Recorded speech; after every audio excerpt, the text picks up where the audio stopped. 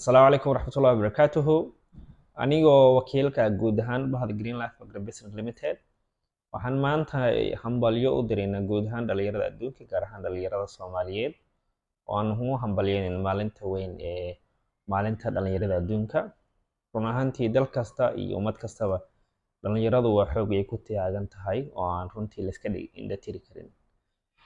Munaasabadda maantay oo aan hambalyada dirayno waxay si gaar ah adduunyada loo xusayaa ama mowduuc si gaar ah xoog loogu saarayo waa Local Youth Actions for SDGs and Beyond, taasoo macnaheedu tahay in dhalinyaradu ay la imaadaan xalal ku saabsan xalalka waara ee adduunyadu ay xoogga saarayso.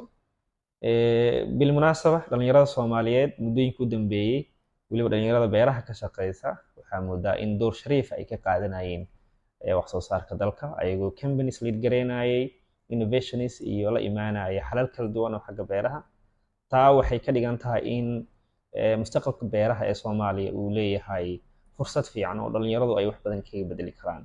Ka Green Life ahaan, runtii intaan jirnay waxaanu support gareyn dhalinyaro badan inay beeraha soo galaan, ideaskooda ay u bedelaan wax shaqeynayo, ay runtii maanta ka mid yihiin dadka wax soo saarta, ayagana isquudiya oo shaqo abuur ka hela, local economics iyo dhaqaalihii dalkana wax ku dara.